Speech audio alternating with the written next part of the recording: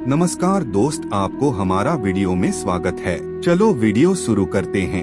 मोक्ष और मुक्ति में क्या है फर्क? इस दुनिया में ज्यादातर व्यक्ति अपने परिजनों के लिए मोक्ष की कामना करते हैं। कई बार देखा जाता है कि सनातन धर्म में मुक्ति और मोक्ष को एक ही मान लिया जाता है। किंवदंतियों में कहा जाता है कि जो व्यक्ति जन्म मरण के चक्र से मुक्त हो जाता है उसे मोक्ष प्राप्त हो जाता है। धर्म ग्रंथों के अनुसार मोक्ष एक ऐसी अवस्था है जिसे प्राप्त करते ही व्यक्ति दुख खून से मुक्त हो जाता है। लेकिन कई विद्वानों के अनुसार यह पूरी तरह से सही नहीं है। उनके अनुसार मुक्ति और मोक्ष दोनों अलग अलग हैं। आइए दोनों के बीच अंतर को जानते हैं। मुक्ति इस मृत्यु लोक में रह रहे किसी व्यक्ति की जब मृत्यु हो जाती है तो उसके परिजनों द्वारा उसकी सद्गति के लिए श्राद्ध तर्पण किया जाता है।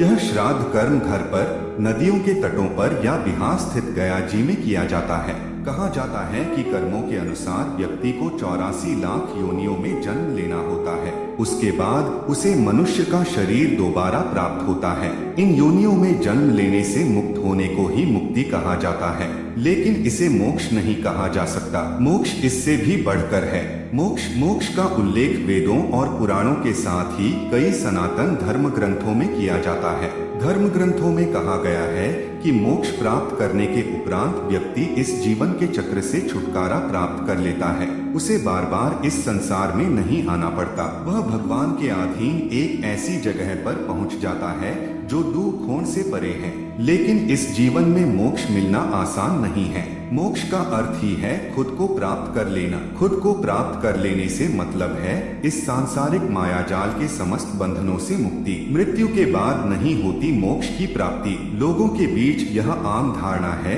कि मृत्यु के पश्चात मोक्ष की प्राप्ति होती है, लेकिन यह पूरी तरह से सत्य नहीं है।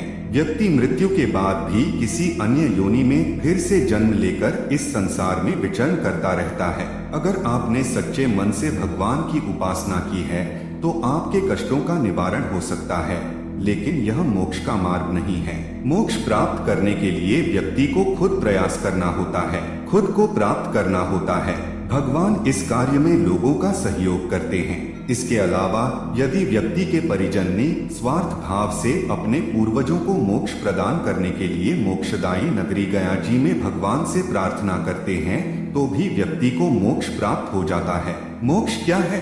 मोक्ष एक ऐसी दशा है जहाँ किसी भी चीज का अभाव नहीं रहता। मोक्ष की कल्पना स्वर्ग नरक आदि की कल्पना से परे है। स्वर्ग की कल्पना में यह कहा जाता है कि मनुष्य अपने किए हुए पुण्यों का फल भोगने के उपरांत फिर इसी मृत्यु लोक में आकर जन्म लेता है, जिससे वह फिर से सांसारिक मायाजाल में फंस जाएगा। लेकिन मोक्ष की कल्पना में यह नहीं है। धार्मिक ग्रंथों में कहा गया है कि सभी प्रकार के सुख, दुख और मोह आदि का छूट जाना ही मोक्ष है।